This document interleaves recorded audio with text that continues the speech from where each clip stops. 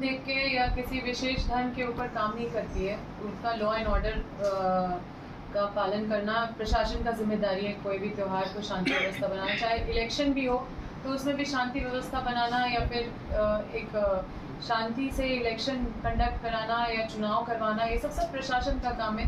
तो प्रशासनिक काम वो प्रशासन का है, वो कभी धर्म के हिसाब से काम नहीं करती। और मेरे ही सरकार पे जब मेरे ऊपर FIR हो सकता है, जब मेरे ऊपर भी केसेस हो सकता है, इतना हमारा ऐसा ना ही हमारा स्वभाव है और ना ही ऐसा माहौल हमने बनाया है।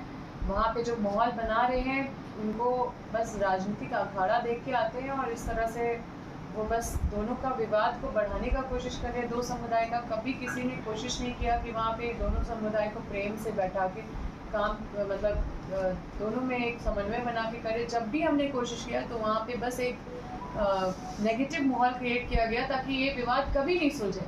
और ये विवाद ये लोग कभी नहीं सुलझने देना चाहते हैं ताकि हमेशा यहाँ पे ये लोग आके राजनीति करते रहें। तो देखिए, वो एक नंबर के हमको लगते हैं कि वो साइको हैं, क्योंकि वो बहुत कुछ बोले और ये भी बोलते हैं कि हम जेल मिलने गए, जबकि हम कभी नहीं गए जेल मिलने। तो इतना झूठ का जो दुकान है, अब समझ में, पहले हम भी, मेरे पास भी वो आते थे, उनको हम मुख्यमंत्री जी के पास भी मिला है। जब रामनवमी का जो हम लोग को जुलूस निकालने का बात था हजारीबाग में, तो सबसे पहले हम ही मामला उठाए थे। और हम हर त्यौहार में लोगों के पास जाते हैं। हम खुद हिंदू है, लेकिन हम सबको मिला के रखने के लिए सभी धर्म का आदर करते हैं, चाहे सिख हो, मुस्लिम हो। आप देखिएगा कि हम कोई भी आदिवासी फेस्टिवल में, कोई भी किसी भी फेस्टिवल में हम सक्रिय रहते हैं। अपने फेस्टिवल में हम खुद, मेरा नाम अम्बा प्रसाद है। हम शिवरात्रि के दिन जन्म लिए थे। जब हम जन्म लिए थे तो उसी दिन को देखते हुए मेरा नाम अम्बा प्रसाद रखा गया। तो हम खुद शिव भक्त हैं। अब हम इतने बड़े सनातनी हैं, ये हमको प्रूव करने का ज़रूरत नहीं है। कुछ चीज़ें हैं जो आप जितना बोलते हो उतने आप झूठ साबित होते हो। जो आस्था का चीज़ है वो आपके हृदय में होता है, और जो चीज़ हृदय में होता है वो प्रचार करने वाला चीज़ नहीं होता है, वो आपके स्वभाव में, आपके संस्कार में दिखता है। तो क्या अम्बा प्रसाद? बिल्कुल नहीं। और हमने जो सुना कि रो रहे थे आधा घंटा, उसके हिसाब से हम अपने दुख में इतना नहीं, मतलब हम हिम्मत से काम लेते हैं। मतलब वो क्या चीज़ है कि मतलब हम इतने चुनौतियों से जूझ के हर चीज़ को एकदम मुस्कुराते हुए आप लोग के सामने आए हैं।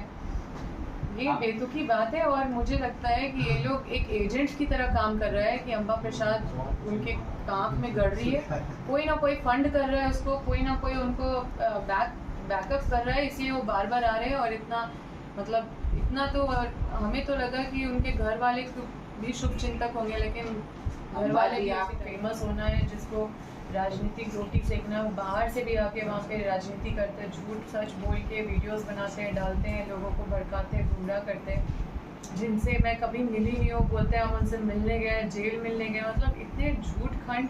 ये लोग कभी भी किसी के साथ, ये लोग विश्वसनीय नहीं हो सकते। ये लोग राम भगवान का नाम मुंह से लेते हैं तो राम भगवान को तकलीफ होता होगा। तो जो संस्कार और जो मर्यादा के साथ हम हमेशा रहे हैं, ये राम भगवान का ही संस्कार और मर्यादा है जिसके साथ हम खड़े हैं। और जिस तरह का ये निर्लज्जता पे उतर गए हैं, मुझे नहीं समझ में आ रहा कि मेरा पुतला क्यों दहन किया जा रहा है। पुतला तो उनका दहन करना चाहिए जो ये सब मुद्दा बना के और चुनाव जीत के आए। ये तो मेरा कभी मुद्दा ही नहीं था, लेकिन मुद्दा जो क्षेत्र का है, हमने हमेशा इसको समाधान करने का कोशिश किया। और हमेशा ये हम आज भी बता रहे हैं आपको, हम तो ये चैलेंज कर रहे हैं आपको कि अगर ये हम नेशनल मीडिया में चैलेंज करते हैं कि अगर कहीं से भी ये पता चलता है कि अम्बा प्रसाद, दो समुदाय के बीच का विवाद या मऊदी का विवाद अम्बा प्रसाद है, कहीं से भी, तो हम नेशनल मीडिया में हम ये आपको मतलब अम्बा का ये दावा है, आपको ये मेरा वादा है कि हम उस दिन राजनीति से संन्यास ले लेंगे, राजनीति छोड़ देंगे। हम हमेशा प्रयास करते हैं अपने क्षेत्र में अमन शांति हमेशा बनाए रखने का, और यही हमारा प्रयास रहता है। दिन भर हम क्षेत्र में कभी यहाँ जनता दरबार करते हैं, कभी वहाँ सरकारी संस्थाओं के माध्यम से कई विकास योजनाओं को धरातल पे लाते हैं, लोगों का सुनते हैं, विधानसभा के माध्यम से लाखों लोगों का काम करते हैं। और दिन रात हम क्षेत्र में जब भी कोई निमंत्रण होता है, रात दिन हम करके अटेंड करते रहते हैं। जो अपना ताकत है हम पूरी तरह से क्षेत्र में झोंकती हैं।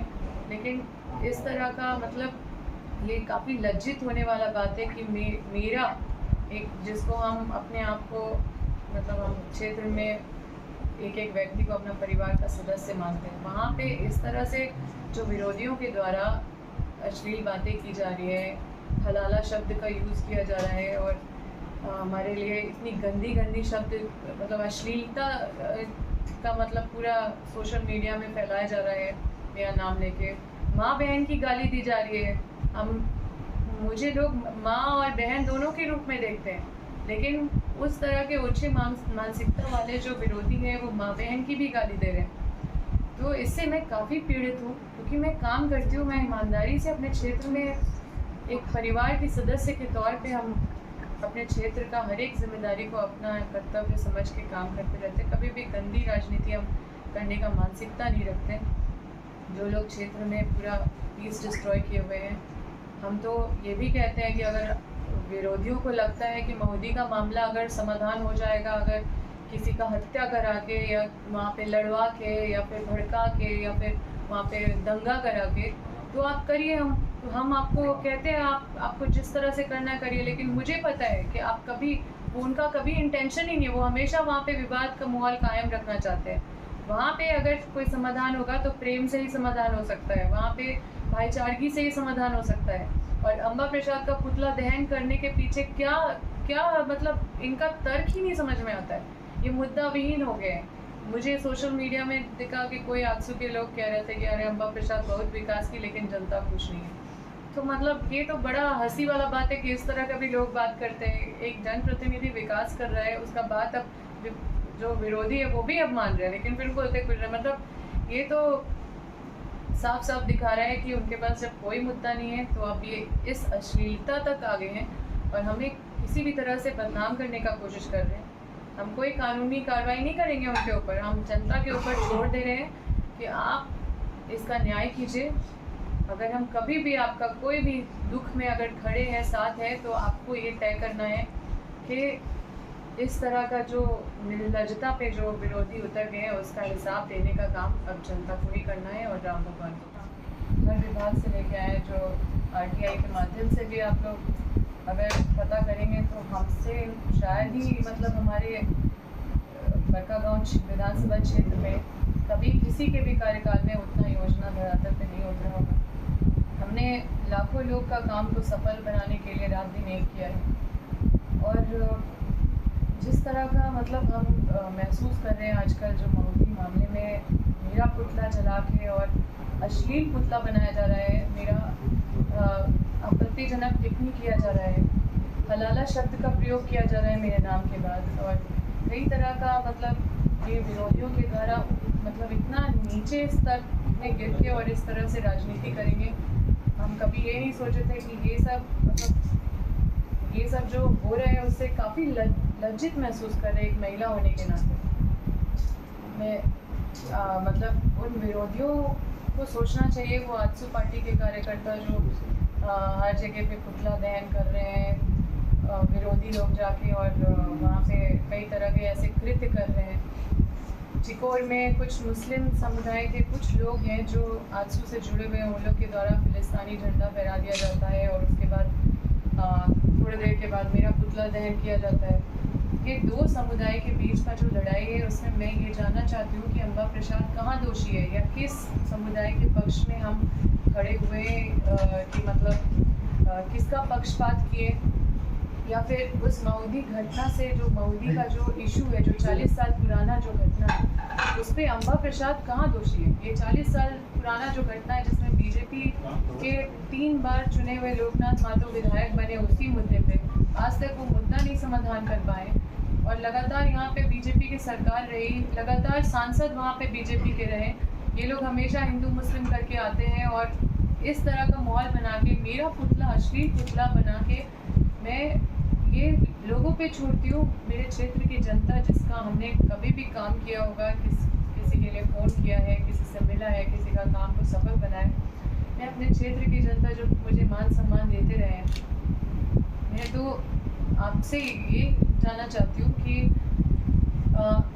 मेरे परिवार में भी मेरे माता पिता, मेरा भाई पे क्या गुजरता होगा जो सोशल मीडिया में इतना अश्लील पुतला देखते होंगे मेरा, और इस तरह का जो आपत्तिजनक कमेंट पढ़ रहे होंगे, उन पे क्या बीत रहा होगा कि उनकी बेटी, जिसका पूरा झारखंड में जिसको इतना सम्मान दिया जाता है, जो घर की इज्जत है, जहाँ पे विधानसभा में हमको हर कोई अपनी बेटी बहन के रूप में देखता है, जहाँ हम छोटे बड़े को हम इतना मतलब जो बुजुर्ग हैं उनको इतना सम्मान देते हैं।